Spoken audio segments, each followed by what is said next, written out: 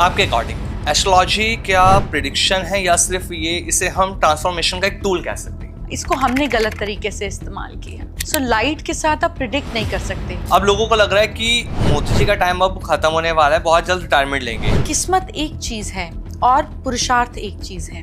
वो अपना term complete करेंगे, प्री रिटायरमेंट नहीं है। प्रधानमंत्री तो पहले भी बहुत रहे, लेकिन इन जैसे देश विदेश में ख्याति क्यों नहीं पा पाए? राहुल गांधी मैम मेहनत तो बहुत करते हैं, लेकिन उसके बावजूद भी जो उन्हें करना चाहिए था, जहां उन्हें पहुंचना चाहिए था, वो अभी तक नहीं पहुंच पाए हैं। तो राहुल के समय में अभी समय है। एक पावरफुल इंसान के रहते हुए कभी भी दूसरा ग्रो नहीं हो पाया। ये क्यों कहा जाता है कि डॉक्टर जय मदान तक पहुंचना आसान नहीं है आम लोगों के लिए? हम ना चाहते हुए भी जैसे जैसे बड़े होते हैं हम अपने पेरेंट्स जैसे ही बन जाते हैं। अगर ऐसा होता तो मैं सोशल मीडिया पर सारी टिप्स देती ही क्यों? अगर कोई मुझ तक नहीं पहुंच सकता तो मेरी कोशिश होती है मैं उन तक कैसे पहुंचूं। मैगी जल्दी बनती है या गर्लफ्रेंड को जल्दी मनाया जा सकता है? डिपेंड करता है आपकी जेब में क्या सामान।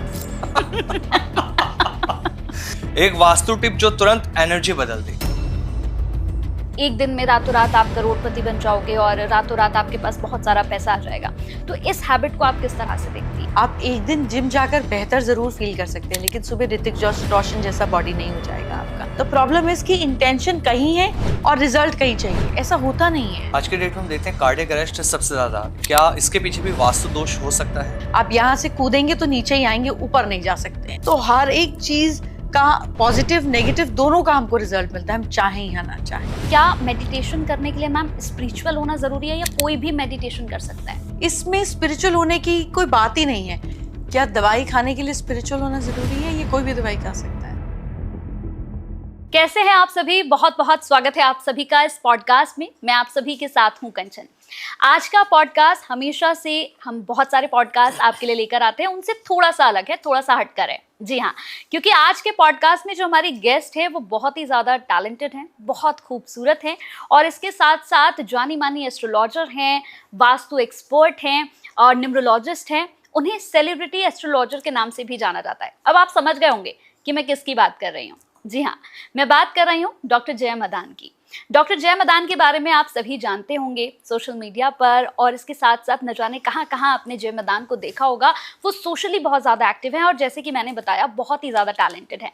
तो मैं और आमिर उनका पॉडकास्ट करने जा रहे हैं। बिल्कुल कंचन, आज का ये पॉडकास्ट आप सभी के लिए बेहद खास रहने वाला है, क्योंकि डॉक्टर जय मदान ये एक ऐसा नाम, जैसे शुरुआत में कंचन ने कहा कि सेलिब्रिटी एस्ट्रोलॉजर हैं और इन तक पहुंचना इतना आसान नहीं है। लोग तरसते हैं कि कैसे भी करके एक बार डॉक्टर जय मदान से उनकी कंसल्टेंसी हो जाए, वो अपनी कुंडली का एनालाइज करा ले। लेकिन ये पॉडकास्ट आपकी लाइफ को चेंज कर सकता है, क्योंकि बहुत सारे रेमेडीज आज आप लोगों को इस पॉडकास्ट में मिलने वाली हैं।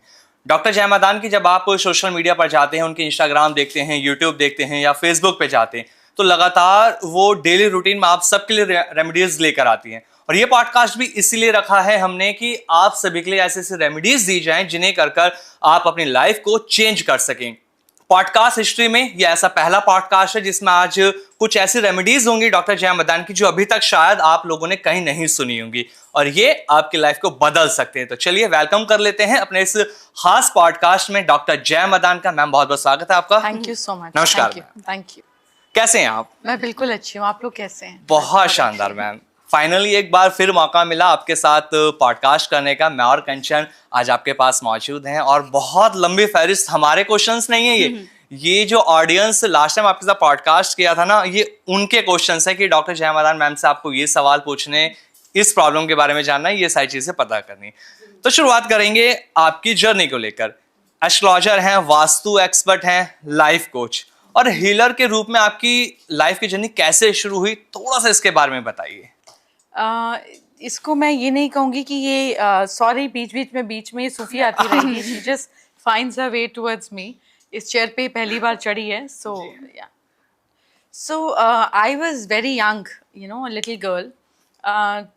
8 साल की थी। I was able to see things, touch hands and tell it to people, because मेरी मदर सिख हैं और हमारा जो बेसिक फेथ इनिशियली रहा वो गुरुद्वारे की तरफ ही रहा। So this was not something that my parents were aware of, और we have never met an astrologer before. So I would like to say this is a gift. पर जैसे जैसे बड़ी होती गई अपने आप चीज़ें आती गई. So it wasn't something that I was prepared for. It just happened to me. जैसे कि मैम आपने कहा कि बहुत छोटी थी आप और सिख फैमिली से, मतलब आपकी मदर जो थी वो सिख फैमिली से थी, तो बहुत सारी चीज़ें आपने देखी हैं.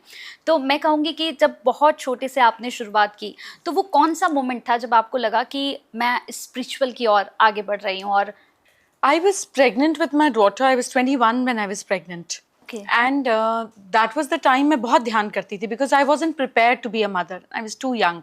But अब वो हो रहा था. So meditation मैंने शुरू से ही की 13 साल की उम्र से. And उस समय पर मैंने बहुत ज़्यादा की, मतलब 6-7 घंटे मैं ज़मीन पर लेटी रहती थी और ध्यान करती थी. That was this time I started getting visions कि मैं बोल रही हूँ, बहुत सारे लोग सामने बैठे हैं, हज़ारों लाखों लोगों को उससे बेनिफिट हो रहा है. So that was the time when I started realising that मेरा कुछ और गोल है. This is, I am just not suppose to be a home maker और to do different things. I have to speak to millions of people. कैसे होगा मुझे नहीं मालूम, कब होगा ये भी नहीं मालूम, क्या बोलूँगी ये भी नहीं मालूम, बस हो गया. मैंने किया नहीं, ये घटित हुआ. आपके अकॉर्डिंग एस्ट्रोलॉजी क्या प्रिडिक्शन है या सिर्फ ये इसे हम ट्रांसफॉर्मेशन का एक टूल कह सकते हैं? This science wasn't designed to predict for people. इसको हिंदी में ज्योतिष बोलते हैं. Yes. Jyoti means light and ish means of God. So light के साथ आप predict नहीं कर सकते. You have to only seek guidance from light. वो आपको guide कर सकती है, कहाँ खतरा है, किधर जाना है. Similarly, the purpose of this science was just to guide people, not to predict for them. आप हर समय predict करते रहेंगे तो उनके हाथ पैर कट जाएंगे, वो action कैसे लेंगे? Where is their free will? So this was a more guiding science. इसको हमने गलत तरीके से इस्तेमाल किया. अगर हम ज्योतिष की बात करें, एस्ट्रोलॉजी की बात करें, तो क्या ये सिर्फ इंसान का फ्यूचर बताती है मैम, या फिर उसे बेहतर बनाने का रास्ता भी बताती है? सिर्फ बेहतर बनाने का रास्ता बताती है. Anything that we do, see medicine is curative and medicine is also preventive, है ना. हम कितनी सारी दवाइयाँ प्रिवेंटिव तौर पर खाते हैं. विटामिन ई खाते हैं, विटामिन सी खाते हैं, ओमेगा खाते हैं, बहुत सारी चीज़ें लेते हैं. क्यों? क्योंकि हड्डियों का दर्द ना हो, स्किन पर रिंकल्स नहीं आए, स्किन अच्छी रहे. हम अलग अलग तरीके की चीज़ें लेते हैं विच इज़ प्रिवेंटिव. अब इसी में अगर आपको कोई घुटने की प्रॉब्लम हो गई या जॉइंट्स की प्रॉब्लम हो गई तो आप क्यूरेटिव दवाई भी लोगे. The science is for both. अगर आप प्रॉब्लम में हैं, it will give you solutions. अगर आप प्रॉब्लम में नहीं है, it is aspirational. It will make your life better. It is just like medicine. ये क्यों कहा जाता है कि डॉक्टर जय मदान तक पहुंचना आसान नहीं है आम लोगों के लिए?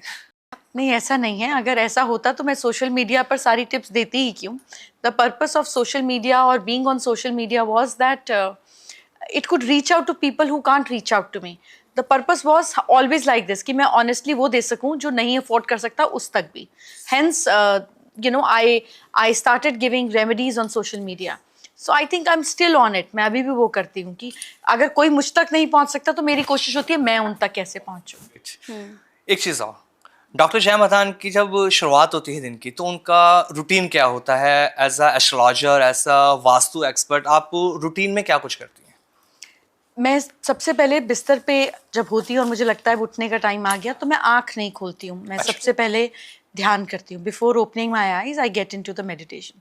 उसके बाद जितना भी टाइम लगता है, 40 minutes is the usual time. कभी कभी ज़्यादा भी हो जाता है तो 1 घंटा 1.5 घंटा भी हो जाता है. तो उसके बाद I open my eyes, I look at my palms and I pray to माँ लक्ष्मी, माँ Saraswati and Govinda and also माँ Durga on my palms.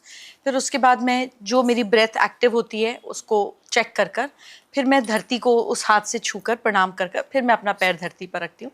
And then the regular process of the day starts. But initial 1 hour of my waking up and 1 hour of my sleeping is dedicated to my God, ईश्वर के लिए. जब हम यहाँ पर पहुँचे और मैंने मतलब आपके घर में बहुत अच्छे से चीज़ों को देखा, मैंने देखा मैम आपके यहाँ पे सारी चीज़ें जो हैं वो मतलब वास्तु के हिसाब से हैं. मतलब हर एक चीज़ की अपनी एक जगह है और सारी चीज़ें बिल्कुल यूनिक, मतलब कुछ कह रही हैं ये सारी चीज़ें. तो ये मतलब कैसे आपने सब कुछ किया है, मतलब क्या आपने सोचा? तो जब मैं वास्तु में लोगों के घर में मंदिर में देखती हूँ, लोग घर में मंदिर बनाते हैं, तो मुझे बहुत अच्छी फीलिंग नहीं आती है. मुझे ऐसा लगता है कि लोग जब पार्टी करते हैं तो उसके दरवाजे बंद कर देते हैं. अगर छोटा सा होता है तो पर्दा लगा देते हैं. तो ऐसे जैसे आप बूढ़े माँ बाप को एक कमरे में रखते हो और फिर आप जब घर में पार्टी हो, लोग आने वाले हो, तो आप माँ बाप का दरवाज़ा बंद कर देते हो. जब आपके पास टाइम होता है तो आप जाके मिल लेते हो और जब टाइम नहीं होता है तो आप दूर से बाय बाय बोल के निकल जाते हो.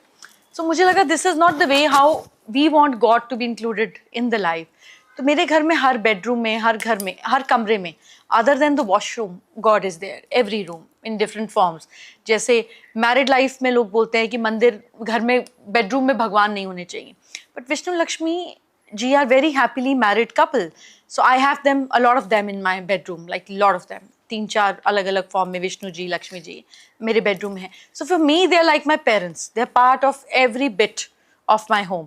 एंड जब मैंने ये किया तो ये सोच के किया कि वो हर कोने में होने चाहिए. इवेंचुअली मुझे रियलाइज हुआ कि मैं इस घर की गार्डियन हूँ और वो मालिक है. So when I now the whole feeling that I have around the house, very recently I changed the name of the house also. It was पहले बाहर मेरा नाम लिखा होता था साइन बोर्ड पे, बाहर जाके देखेंगे तो उस पे समृद्धि लिखा हुआ है, which is dedicated to माँ Lakshmi. So for me everything eventually became theirs and I realized कि मैं ख्याल रख रही हूँ पर मैं मालिक नहीं हूँ. So this was a beautiful feeling which I get. So when I go to every corner, जब मेरी नज़र पड़ती है कहीं पे भी तो मुझे वही दिखते हैं. So I feel very connected. So मैं लोगों के घर में भी यही कराती हूँ.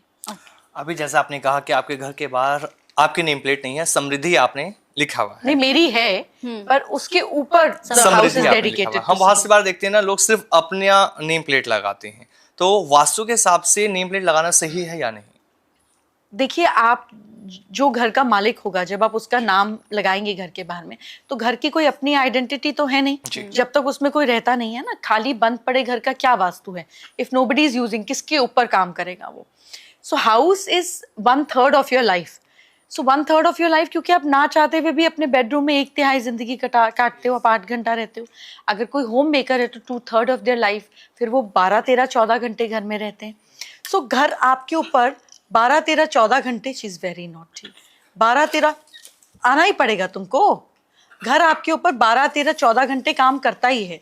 जो घर का मालिक होता है, जो घर का ओनर होता है, उसी के नाम पर सारे घर की एक्टिविटी शुरू हो जाती है. पर जब आप अपने घर का नाम भगवान को ही डेडिकेट कर देते हो तो फिर मतलब कोतवाल भी वही, चोर भी वही. खूबसूरत शेर है ना कि मुझे डूबने का डर भी हो मगर कैसे, नाव भी तेरी, नदी भी तेरी, मौज भी तेरी और मैं भी तेरा. तो जब सब कुछ ही उसका है तो फिर डूबना किसने है? यू नो, फिर उठाना भी उसने और डूबना भी उसने, तो फिर क्या बचेगा? So this is how surrendering works in life and I feel this is my path and I enjoy it.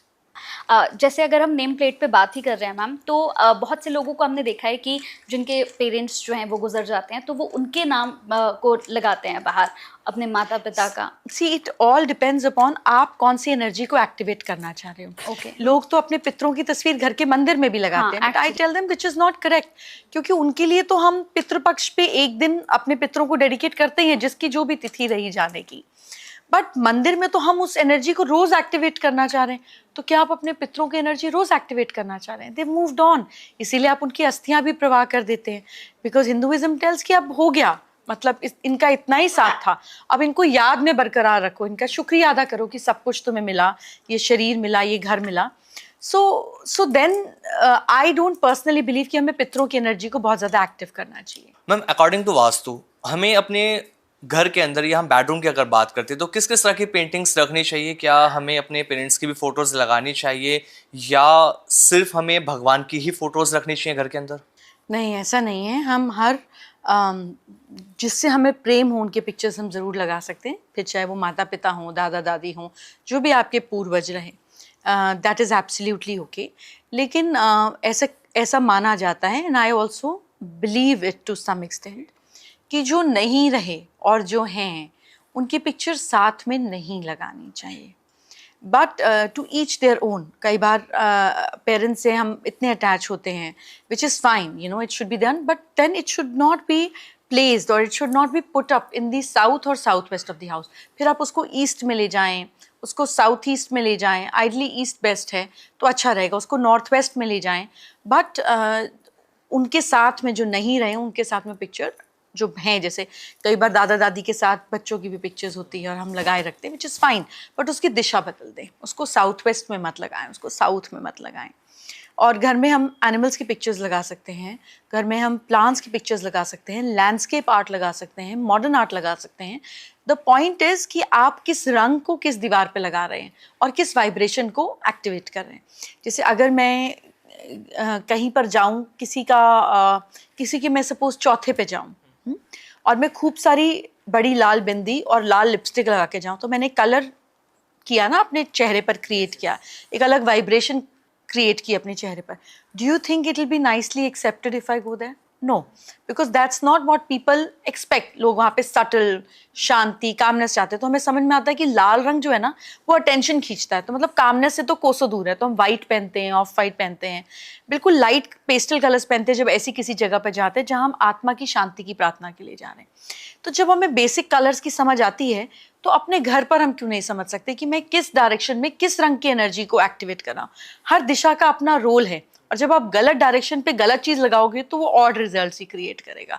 जैसे आप किसी की डेथ सेरेमनी पे लाल लिपस्टिक लगा के चले जाओ. एक चीज़ और, मैं हम देखते हैं ना बहुत सारे जो लोग हैं वो अपने वॉलेट के अंदर अपने पेरेंट्स की फोटोज रख लेते हैं, या मैं मेल या फीमेल की बात करूँ, दोनों में ऐसा देखा जाता है. ये कितना सही है अकॉर्डिंग टू वास्तु? देखिए, आप जिससे प्रेम करते हैं उसकी तस्वीर पास में रखना, मन में रखना, दिमाग में रखना कोई दिक्कत की बात नहीं है.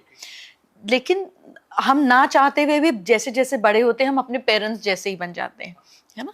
और जब हम छोटे होते हैं तो बच्चे को शहद चटाने की एक प्रथा होती है ना. सब ऑलमोस्ट सभी लोग फॉलो करते हैं कि from the eldest of the family और हुएवर योर क्लोजेस्ट टू, वो बच्चे को शहद लेकर आता है. तो कहीं ना कहीं हम अपने पेरेंट्स का अंश, बिहेवियर पैटर्न लेकर ही चल रहे होते हैं. लेकिन बहुत बार ऐसा भी होता है कि हमारे पेरेंट्स में वो क्वालिटीज होती हैं जो हम उनसे प्यार तो करते हैं, बट वो क्वालिटीज उतनी परफेक्ट नहीं होती. जैसे कई बार गुस्सा बहुत आ जाना, डिप्रेशन में बहुत ज्यादा हो जाना. So when you keep somebody's pictures very closer to you, be it on your wallpaper, in your wallet and everything, आप वो qualities भी imbibe करते हो. आप जिसके जैसा सोचते हो, जिसके साथ रहते हो, उसके जैसे ही हो जाते हो. So that's your decision. जैसे बहुत बार हमने देखा, अभी आपने कहा कि आपके हर रूम में जो है वो कहीं ना कहीं ईश्वर की एक पेंटिंग ज़रूर होती है, मतलब हर जगह ईश्वर है. लेकिन हमने बहुत बार सुना है कि हस्बैंड वाइफ का जो रूम है उसमें भगवान की मूर्ति मतलब कोई नहीं होनी चाहिए, कोई तस्वीर नहीं होनी चाहिए. इनफैक्ट कई बार कहते हैं कि अगर हस्बैंड वाइफ के रूम में कोई अगर शीशा मिरर भी रखा है तो वो भी नहीं होना चाहिए. क्या ये फैक्ट है? देखिए, हस्बैंड वाइफ का रिलेशन जो है it's very closed, it's very intimate relationship. Because of intimacy, भगवान का आदर देने के लिए ऐसा कहा जाता है बेडरूम में मत लगाओ. जैसे आप अपने पेरेंट्स अगर आपके बेडरूम में रहते हो तो आप अपने पार्टनर के साथ कैसे इंटीमेट होगे ना. मतलब दैट्स अ वियर्ड सिचुएशन. तो उस भाव के साथ में कहा गया कि ये आपके कमरे में वैराग लाता है. लेकिन अगर आप हैप्पी कपल भगवान की पिक्चर लगाएं तो ऐसा कुछ नहीं है कि वो वैराग लाते हैं. प्लस अपने अपने भाव की बात है. मेरे लिए तो वो सब जगह ही है, कहाँ नहीं है. So that is one thing which anything that I do I always dedicate to him. तो मतलब मेरे लिए उनका ना होना भी होने के ही बराबर है ना. From my phone to my hand, everywhere. तो मतलब मुझे लगता है मैं कहाँ छोड़ूं और कैसे छोड़ूं और क्यों छोड़ूं, तो मेरे से तो नहीं छूटता और ना मेरा कोई इरादा है. पर जो इस भाव में है उसके लिए कोई बुरा भी नहीं है. शीशे के लिए इसलिए कहा जाता है क्योंकि जब शीशे में रिफ्लेक्शन पड़ती है तो वो मल्टीपल चीज़ों का इफेक्ट क्रिएट करती है. और रिलेशनशिप में जब मल्टीपल चीज़ों का इफेक्ट क्रिएट हो जाता है तो दो लोगों की इंटीमेसी दो लोगों तक नहीं रहती, उसको हम मल्टीपल रिएक्शन दे देते हैं. तो जिसको एक्स्ट्रा मैरिटल का भी एक रीज़न माना जाता है. बट वो सिर्फ तब होता है जब बेड पर लेटते समय या उठते समय आपको शीशे में अपना या अपने पार्टनर का रिफ्लेक्शन दिखे, तो अदरवाइज नहीं. आपके अकॉर्डिंग घर में हमें कौन सी चीज़ें नहीं रखनी चाहिए? हमें डेकोरेशन में बहुत ज़्यादा शार्प चीज़ें नहीं रखनी चाहिए. हमें लड़ाई की तस्वीरें या पेंटिंग्स नहीं रखनी चाहिए. हमें बड़े हॉर्न्स वाले जानवरों की तस्वीरें नहीं रखनी चाहिए. एनीथिंग विच शोज वॉर और aggression we should avoid it. डूबती हुई शिप्स, सनसेट, ये सब हमको नहीं रखना चाहिए. वास्तु में कलर्स का भी बहुत ज़्यादा रोल होता है मैम, क्योंकि जैसे अभी आपके घर में भी देखा कि हर एक चीज़ बड़ी परफेक्ट थी. तो क्या कलर्स बहुत इंपॉर्टेंट है वास्तु में कि हम कौन सा कलर बेडरूम में कौन सा होना चाहिए, ड्राइंग रूम में कौन सा होना चाहिए, क्या ऐसा भी कुछ? नहीं, ये बेडरूम और डाइनिंग रूम पे डिपेंड नहीं करता, ये दिशा पे डिपेंड करता है. क्योंकि आपका बेडरूम अलग तरफ हो सकता है, मेरा बेडरूम अलग तरफ हो सकता है. तो there is nothing specific for bedroom, but there is definitely specific for directions. क्योंकि हर दिशा का एक एलिमेंट है. जैसे नॉर्थ और नॉर्थ ईस्ट वाटर एलिमेंट है, ईस्ट जो है वो एयर एलिमेंट है, इसके बाद south east south fire element है, साउथ वेस्ट अर्थ एलिमेंट है, west is more about metal element. Metal इसलिए बोल रही हूँ क्योंकि आकाश तत्व भी है, बट उसमें आप रेमेडी कैसे करोगे. सो हर एक दिशा का एलिमेंट है, हर एक एलिमेंट का कलर है, उसका अलग भाव है, उसकी अलग सॉलिडिटी, लिक्विडिटी, अलग अलग चीज़ें हैं. तो आपको उसके हिसाब से काम करने पर उस दिशा का परफेक्ट रिजल्ट मिलता है. और वो दिशा, हर एक दिशा एक चीज़ का प्रतिनिधित्व करती है. जैसे north is more about opportunities, north east about mental clarity. तो हर डायरेक्शन का अपना रोल है. आज के डेट में हम देखते हैं कार्डियक अरेस्ट सबसे ज़्यादा आ रही, क्या इसके पीछे भी वास्तु दोष हो सकता है? देखिए, जैसे मैंने आपको कहा कि vastu pledge 1/3 important role in your life, whether you like it or you don't like it, you want it or you don't want it. This is just like law of gravity. आप यहाँ से कूदेंगे तो नीचे ही आएंगे, ऊपर नहीं जा सकते हैं, बिकॉज हम ह्यूमंस के साथ यही लॉ ऑफ ग्रेविटी काम करता है, राइट? लेकिन अगर मैं एक अपने बर्ड को, अपने पैरट को, मकाऊ को यहाँ से रख के नीचे फेंक दूँ तो वो थोड़ी देर बाद उड़ जाएगा, बिकॉज ये उसके साथ एप्लीकेबल है। इसीलिए वास्तु हम लोगों पे एप्लीकेबल है, हम माने ना माने, चाहें ना चाहें, इट इज़ ऑलवेज एप्लीकेबल। इसीलिए आप देखिए कि हमारा पार्लियामेंट जो था पहले वाला, वो it was round in shape, तो गोल जगहों पे कभी भी कोई भी रिजल्ट नहीं निकलता है, इसीलिए हम राउंड टेबल कॉन्फ्रेंस बोलते हैं ना। कोई चीज़ गोल है तो ना उसका शुरुआत है ना उसका अंत है, बट अब the new parliament is completely different, it is more defined, it is more rectangular in shape. तो हर एक चीज़ का पॉजिटिव नेगेटिव दोनों का हमको रिजल्ट मिलता है, हम चाहें या ना चाहें। आजकल की जनरेशन की अगर बात करते हैं मैम, तो जिन्हें जेनजीज कहा जाता है कि भाई आजकल वो बहुत स्मार्ट है और वो जो है बहुत ज़्यादा प्रूफ पे विश्वास करते हैं, तो अगर मैं उनकी तरफ से कहूँ कि बहुत सारे ऐसे लोग हैं जो बहुत छोटी छोटी और जल्दी वाली रेमेडीज़ पर भरोसा करते हैं कि एक दिन में रातों रात आप करोड़पति बन जाओगे और रातों रात आपके पास बहुत सारा पैसा आ जाएगा, तो इस हैबिट को आप किस तरह से देखती हैं? I meet lot of these people and I tell them that you can't make 9 women pregnant and expect the child in 1 month. ऐसा होता नहीं है, हर बच्चा 9 महीना ही लेगा। आप एक दिन जिम जाकर बेहतर ज़रूर फील कर सकते हैं, लेकिन सुबह ऋतिक रोशन जैसा बॉडी नहीं हो जाएगा आपका। Everything does take time, consistency, persistence. एक चीज़ को बार बार करने पर आपको 99 नहीं 100% रिजल्ट मिलेगा, शर्ते आपको पता हो कि आप क्या कर रहे हो और क्यों कर रहे हो।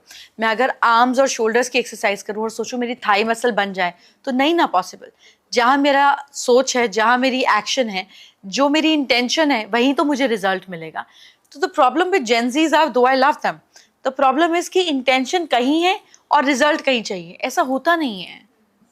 अगर हम प्लैनेट्स की बात करते हैं, रिलेशनशिप बहुत सारे कपल्स ऐसे हैं इनका सही नहीं है, चाहे हम हस्बैंड वाइफ की बात कर लें या गर्लफ्रेंड बॉयफ्रेंड, परेशान रहते हैं, कुछ ना कुछ उनके रिलेशनशिप में प्रॉब्लम रहती है। अगर उनके ग्रह ठीक नहीं है तो क्या रेमेडीज वर्क करेंगी? ग्रह ठीक नहीं है इसीलिए रेमेडीज देंगे, ठीक होंगे तो फिर परेशानी होगी क्यों? और देखिए, रिलेशनशिप में प्रॉब्लम पहले भी होती थी, लेकिन लोगों के पास इतने ऑप्शन नहीं होते थे, ना इंस्टाग्राम होता था, ना अफेयर्स होते थे इतने, क्योंकि इतना एक्सपोजर ही नहीं था कि कोई आदमी ना भी खुश है शादी में तो जाए कहाँ। तो financial independence give you immense independence for relationships not to work. I am pro it, I want everybody to work, but the problem is कि कई बार ऑप्शन ज़्यादा होते हैं, एक आदमी आगे दौड़ जाता है, एक जना पीछे रह जाता है। That's also a problem in it. We have to understand that we are in a very very fast moving world. Now with this whole scenario, अगर आप साथ पेस पे नहीं है, कम्युनिकेशन नहीं बना कर रख रहे हैं, रिलेशनशिप्स में स्पाइस नहीं है, एक्साइटमेंट नहीं है, कम्युनिकेशन नहीं है, तो एक जना बोर हो जाता है, ऑप्शंस ऑलरेडी रेडी होते हैं और ये चले गए आगे। क्यों रेमेडीज क्या होगी आपकी रिलेशनशिप स्टेबल करने के लिए? आई थिंक इसमें रेमेडीज़ के साथ साथ बिहेवियर भी बहुत ज़्यादा इम्पॉर्टेंट है। मुझे ऐसा लगता है कि हमें एक अपने आप पे रेगुलर काम करना चाहिए। When somebody starts taking you for granted, आपको समझ आ जाता है कि अब मेरी जो रेपुटेशन है या मेरी जो पोजीशनिंग है ये वीक हो रही है, आपको उसी समय स्टैंड लेकर उसको करेक्ट कर लेना चाहिए। बट आदमी इतने प्यार में होता है, इतने बहाव में होता है कि फ़र्क नहीं पड़ता। गाली गलौज सुन ली, दो लोग लड़ रहे हैं फ़ोन पे गंदी गंदी गालियाँ देकर, और फिर वापस नॉर्मल हो जाते हैं जैसे किसी ने कुछ कहा ही नहीं। ये अच्छी बात है, but eventually it actually hampers your brain and your understanding about the person. मैं गुस्से को गलत नहीं मानती, पर गुस्से में बोली हुई हर बात जो है ये सच होती है। अगर आपको किसी से अपने बारे में असलियत जाननी है तो उसका गुस्सा देख लीजिए, आपको समझ में आ जाएगा कि उसके दिमाग के लोएस्ट ब्रिम पर आप कहाँ खड़े होते हैं। तो मुझे लगता है कि मरी हुई चीज़ को घसीटा नहीं जा सकता। आप किसी लाश को घसीट के कितना दिन आगे चला लोगे? When relationship is dying, either you start reworking on it और मूव ऑन, है ना। आदमी नहीं बदल सकता, आपको आदमी ही बदल देना पड़ेगा। मतलब आप सोचो कि तुम पहले ऐसे थे अब तुम ऐसे कर लो, ऐसा होता नहीं है। किसी का बेसिक डीएनए चेंज नहीं हो सकता। आदमी ट्रांसफॉर्म हो सकता है पर अपनी इच्छा से, आपके चाहने पर नहीं हो सकता। तो one has to, women specially have to understand कि ये जो पूरे बदलाव के सिनेरियो में वो लगती हैं ये ठीक नहीं है। मतलब कि मैं ट्रांसफॉर्म कर दूंगी इसको, बिल्कुल अलग हो जाएगा, आज ये दोस्तों में जाता है फिर मेरे प्यार के बाद दोस्तों में नहीं जाएगा, ये सब बकवास है। love is about freedom. If you give communication, freedom and understanding to the person, अपना बेसिक ठीक रखोगे तो कोई भी रेमेडी काम करेगी. अब आप कलेश पे कलेश करते जाओ और रेमेडी पे रेमेडी करते जाओ तो बताओ बेचारी एस्ट्रोलॉजी भी क्या करेगी. तो हमें दो जनों के रिश्ते में कम्युनिकेशन और बेसिक बिहेवियर तो ठीक रखना पड़ेगा ना. उसके बाद कम्स द अदर थिंग. आप डायबिटिक हो और आप मुझे बोलो मैं डॉक्टर हूँ कि मुझे डायबिटीज़ की दवाई दे दो, ठीक मैं आपको दे दूंगी. पर अब आप आधा किलो जलेबी खाओ और एक छोटी सी 5 mg की गोली खाओ तो बेचारी गोली क्या असर देगी आपको. आपको जलेबी तो रोकनी पड़ेगी ना. तो in relationships what I see the major problem is that people are not mentally stable. Secondly they don't know what they want. पहले वो ब्रेकअप करते हैं, फिर उसके बाद वो उसको ठीक करने की कोशिश करते हैं. अरे भाई ऐसे कैसे होएगा, मतलब खराब ही क्यों कर रहे हो. So this is not correct. If this is correct, I can give you 101 remedies to fix it. पर अब आप जलेबी खा के डायबिटीज की गोली लोगे तो फिर रेमेडीज का कोई कसूर नहीं है. Correct the first part of it. आपने कहा कि आप जो हैं जब आपका प्रेगनेंसी का टाइम था तो आपने बहुत मेडिटेशन किया, 6 to 8 आवर्स तक आप जो है ज़मीन पर लेटी रहती थी और मेडिटेशन करती थी. लेकिन क्या मेडिटेशन करने के लिए मैम स्पिरिचुअल होना ज़रूरी है या कोई भी मेडिटेशन कर सकता है? क्या दवाई खाने के लिए स्पिरिचुअल होना जरूरी है? ये कोई भी दवाई खा सकता है. जो बीमार होगा कोई भी खा सकता है. तो meditation and medication came from the same root. तो अगेन एज आई सेड, दवाई हम प्रिवेंटिव भी खाते हैं, दवाई हम क्यूरेटिव भी खाते हैं. ठीक, हम मल्टीविटामिन्स, हम ये सब कुछ ले रहे हैं दवाई के फॉर्म में ना. It's like popping a pill, it's with discipline, but आप क्यूरेटिव ले रहे हैं. इसी तरीके से मेडिटेशन आपके मन को, आपका मेंटल जिम जो है, आपका इमोशनल जिम जो है, उसको सेटल भी करता है और कोई तकलीफ ना आ सके उसको स्ट्रेंथन भी करता है. It is for both the purposes. इसमें स्पिरिचुअल होने की कोई बात ही नहीं है. स्पिरिचुअलिटी एंड रिलीजन को हमने मर्ज कर दिया. These are two different concepts. आप जिसको मानते हो उसमें अपनी आस्था को रखना इज रिलीजन. अपने अंदर इवॉल्व होना है spirituality. Spiritus means breath and ritual of breath, यानी कि हर समय प्रेजेंट में मौजूद रहना is spirituality. And meditation brings you into present. It is like a gift to you. Present यानी कि आज एंड प्रेजेंट यानी कि gift are the same words. So if you live in today, that's the best gift you can give to yourself. That's what meditation brings to your life. इसके लिए religion होने का कोई मतलब नहीं है. लेकिन बहुत सारे लोग ऐसे भी हैं मैम, जैसे मेरे खुद के फ्रेंड्स भी हैं, रिलेटिव्स भी हैं, जो कहते हैं कि हम मेडिटेशन जब करने की कोशिश करते हैं तो बार बार जो है ध्यान भटकने लगता है, इधर उधर जाने लगता है. थोड़ी देर बैठते हैं फिर इधर उधर दिमाग चला जाता है. तो ये क्यों होता है? गौतम बुद्धा कहते हैं कि अगर कोई आदमी 60 सेकंड तक अपने थॉट्स को रोक ले तो वो इनलाइटन हो जाएगा. तो वो भी इस बात को समझते थे कि अपनी थॉट्स को रोकना ऑलमोस्ट इम्पॉसिबल है. लेकिन इस ख्याल में आ जाना, इस सोच में आ जाना कि मैं क्या सोच रहा हूँ, और जब दिमाग भटके तो वापस उस पॉइंट पर ले आना is meditation. Meditation is not about controlling your mind, it is being aware that what's going on in your mind. Okay. जब हम बात कर रहे हैं हीलिंग को लेकर, स्पिरिचुअल हीलिंग की हम जब बात करते हैं तो मेंटल हेल्थ कैसे इंप्रूव हो सकती है? पहले तो इम्प्रूव करना चाहते हैं, क्योंकि जब मैं जेनजीज से बात करती हूँ आई रियलाइज वो इस बारे में बात करना पसंद करते हैं because it's so cool, but they don't want to work on it. If your whole pattern of eating, sleeping, watching is hyper active, you can never be mentally balanced. आप किसी को इंस्टाग्राम स्क्रॉल करते हुए देखें, टक टक टक, अरे उसको देख तो लो, बेचारे ने 30 सेकंड के लिए कुछ किया है, मतलब टक लाइक टक लाइक टक लाइक. मुझे लगता है कि 1 सेकंड में रियलाइज कैसे किया कि लाइक करना है कि नहीं करना है. तो आपने पूरा दिन अपने ब्रेन को किस वेव में रखा? बीटा वेव में, गामा वेव में, टक टक टक टक टक टक टक टक टक. जब पूरा दिन आपका दिमाग ऐसे रहेगा तो आप बैलेंस कैसे रहोगे? काम, स्थिर. स्पीड में कोई प्रॉब्लम नहीं है, लेकिन एक काम को पूर्ण करने के बाद दूसरे काम की स्पीड बढ़ाओ. सो आप किसी की सोशल मीडिया मूवमेंट से ही देख सकते हो कि उसके दिमाग की स्थिति क्या है. एंड जैसे अगर मैं किसी के साथ टेलीविजन देखूं, वैसे ऐसा बहुत रेयर होता है, बट अगर आप किसी के साथ किसी की गाड़ी में हो और वो चैनल बदल रहे हो म्यूजिक का या किसी चीज़ का, तो वो एक सुनते भी नहीं कि बदल देते हैं. सो आई अंडरस्टैंड दैट मैं किस मेंटल स्थिति के इंसान के साथ हूँ. So if you mentally do everything with calmness, that will make you calm. If you do everything with hyperactivity, it will make you hyperactive. आप ही तो कर रहे हैं. एस्ट्रोलॉजी कितना इम्पॉर्टेंट रोल प्ले करती है मैम? क्योंकि बहुत सारे लोगों को हमने देखा है कि कुछ भी प्रॉब्लम होती है वो एस्ट्रोलॉजर के पास जाते हैं, और जब मान लीजिए किसी ने कोई रेमेडी बताई और वो काम नहीं किया तो वो एस्ट्रोलॉजर को ब्लेम करने लग जाते हैं. इसे आप किस तरह से देखती हैं? देखिए, जब आप बीमार होते हैं, आप किसी डॉक्टर के पास जाते हैं, आपको कोई स्किन का इशू हो गया, एक डॉक्टर से दूसरा, दूसरे से तीसरा, कई बार एक डॉक्टर से नहीं आराम पड़ता, तो आप क्या साइंस को गाली देने लग जाएंगे? नहीं ना। आपको आराम नहीं पड़ा, उसने कोशिश की। किसी का भी इरादा आपको बेवकूफ़ बनाने का नहीं है, आपको आराम देने का है। किसी को माँ की दाल स्वादी, किसी को माँ की दाल बादी। हमें ये चीज़ काम नहीं करी, इसका मतलब साइंस का भी कसूर नहीं है, सामने वाले का भी कसूर नहीं, बस वो दवाई सूट नहीं करी, दूसरे की दवाई खा लो। It is a beautiful science to help you and take give you guidance.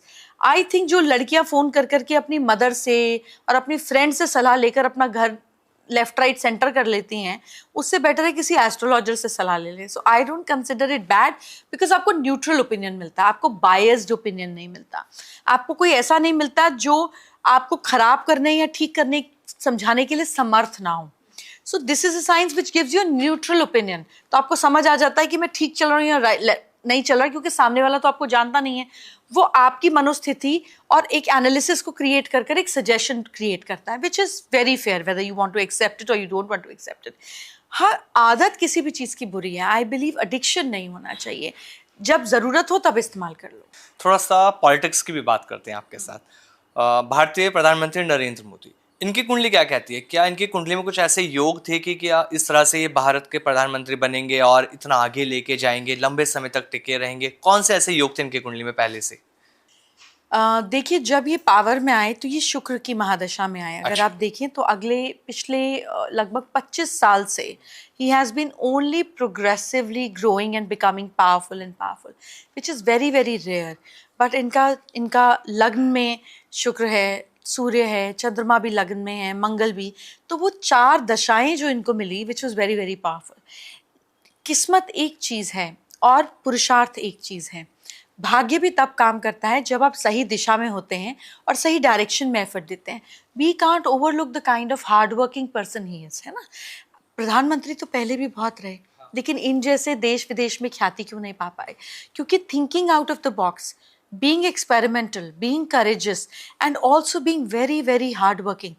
प्रधानमंत्री हैं, आराम भी कर ले, नहीं करता मैं हफ्ता काम, क्या ज़रूरत है सुबह सुबह 7 बजे दफ्तर जाने की, सब कुछ ऑन डॉट होने की? This is his hard work. तो किस्मत भी तब काम करती है जब आप अपना हार्ड वर्क देने की। हार्ड वर्क की बात जब मोदी जी की हम करते हैं तो हमने देखा गुजरात के सीएम रहे लगातार, फिर देश के प्रधानमंत्री बने। अब लोगों को लग रहा है कि मोदी जी का टाइम अब खत्म होने वाला है, बहुत जल्द रिटायरमेंट लेंगे। क्या लगता है कि अब मोदी जी का रिटायरमेंट कंफर्म है? वो अपना टर्म कंप्लीट करेंगे, प्री रिटायरमेंट नहीं है। इसके बाद कैसी स्थिति हमारे भारत की हो सकती है? जो नया प्रधानमंत्री, अभी तक कुछ ऐसा नहीं है कि कौन बनेगा इनके बाद। ऐसा होना भी नहीं चाहिए, क्योंकि अगर नया प्रधानमंत्री हम आज डिसाइड कर लेंगे तो पहले वाले की जो अभी पोजीशन पे है, फिर उनकी क्या पावर रहेगी। सेकेंडली, हमारा देश जो है अभी सितंबर से मंगल की महादशा से शुरू होगा, हमारे देश की मंगल की महादशा शुरू होगी, विच ऑल्सो शोज कि सब कुछ बहुत एग्रेसिवली और स्पीड से बढ़ेगा। हमारी ग्रोथ भी, हमारे जीडीपी भी, हमारे नए नए वेंचर्स भी, हमारे यहाँ की यूथ भी, और साथ साथ हम पावरफुल तो बनेंगे ही, लेकिन ये बहुत सारे झगड़े, विवाद, ऑड सिचुएशन, वॉर्स और डिफिकल्ट सिचुएशन से निकल कर हो।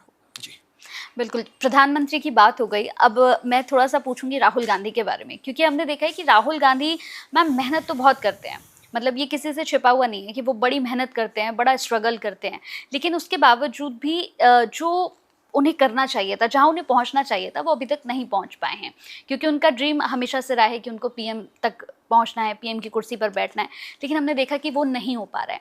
तो क्या मानती है आप, कहाँ पर कमी रह गई? क्या बर्थ चार्ट या उनके खुद के डिसीजन? दोनों में। देखिए, आप अगर गांधी फैमिली की हिस्ट्री निकाल कर देखें तो एक पावरफुल इंसान के रहते हुए कभी भी दूसरा ग्रो नहीं हो पाया। यू नो, इंदिरा गांधी जी की बात करें, फिर राजीव गांधी की बात करें, फिर सोनिया गांधी की बात करें और राहुल गांधी की बात, बैनियन ट्री के नीचे कभी कोई पौधा उग नहीं पाता। तो राहुल के समय में अभी समय है। मोदी जी की पर्सनैलिटी और उन्हें डिसीजन मेकिंग किंग कहा जाता है कि वो डिसीजन बहुत जल्दी और शार्प रहते हैं, तो ये क्या उनके ग्रह हैं जिस वजह से ऐसा चलता आ रहा है? लग्न में चंद्रमा होता है तो आदमी इमोशनल कम होता है। अच्छा। उनका वृश्चिक लगन है। लगन में चंद्रमा मतलब कि मून जो है वो डेबिलिटेटेड है। डेबिलिटेटेड मतलब आप कम इमोशनल है। अब आप कम इमोशनल है तो आप ज्यादा प्रैक्टिकल होंगे। तो प्रैक्टिकल आदमी सही गलत को आर पार कर कर देख पाता है। इमोशनल आदमी इसको ना चोट लग जाए, इसके साथ बुरा ना हो जाए, हाय मैं ऐसे ना कर दूं, लोग क्या कहेंगे। इमोशनल आदमी 100 तरीके से सोचता है और फंस जाता है। He is too straight and practical. जब आप प्रैक्टिकल होते हैं तो आपको पता है लोग 4 बात बुरी भी कहेंगे, कितना टाइम क्या लेंगे, 4 महीने 6 महीने, everything dies, this will also die. So that gives him a very, very clear perspective of how to deal with public and how to represent himself. क्या कोई ऐसे रेमेडीज हो सकते हैं जिससे राहुल गांधी अगर करते हैं उनकी लाइफ के अंदर, पॉलिटिक्स की जो उनकी लाइफ है उसके अंदर इंप्रूवमेंट देखने को मिल सकता है? ऐसा कोई आदमी नहीं है जो अगर कुछ चाहता हो और उसको 4 लेवल पे करे, फिजिकल, इमोशनल, मेंटल और स्पिरिचुअल, और वो उसका रिजल्ट ना पा सके। 3 पर भी कभी रिजल्ट नहीं मिलते। It has to be a complete concentrated wholesome lifestyle और बीइंग, है ना। आपकी गाड़ी कितनी भी अच्छी हो, अगर एक पंक्चर है तो 100 या 160 किलोमीटर तक ही चल सकती है। इवेंचुअली आपको टायर को रिपेयर कराना ही पड़ेगा। ऐसे हम लोग भी physically effort, mental clarity, emotionally stable and spiritually evolved are the 4 pillars जो आप अगर कोई भी आदमी करे तो वो जरूर आगे बढ़ेगा। There is no if and but to it. 2025 हमने पूरा देखा मैम, बहुत सारे चीज़ें देखी, बहुत सारे हादसे देखे, प्लेन क्रैश भी हमने इसी में देखा, उसके बाद कुंभ में भगदड़ भी हमने देखी, तो बहुत सारी चीज़ें हुई हैं। लोग डरे हुए हैं, लोगों को लग रहा है कि ये आने वाला जो और टाइम है, ये आने वाले और 4-5 जो महीने हैं, ये कैसे बीतने वाले हैं? क्या अभी बहुत कुछ बाकी है या फिर हो गया, मतलब इस साल जो होना था वो हो चुका है? अभी और होना है, और 9 सितंबर के बाद थोड़ा बढ़ सकता है, लेकिन फिर भी अगर आप देखें तो हमेशा कहीं ना कहीं कोई ना कोई कैलामिटी ऐसी आती ही है। हाँ, इस बार फायर और सडन झटके वाली है। पैंडेमिक में हमने अलग तरीके से देखी, तो हर समय we go through and we see through certain calamities. हम देख रहे हैं कितने समय से यूक्रेन एंड रशिया के बीच चल रहा है, अब ईरान का इशू स्टार्ट हो गया, उससे पहले the Israel and Palestine thing was there. So कहीं ना किसी पर तो भारी पड़ ही रहा है कितने समय से।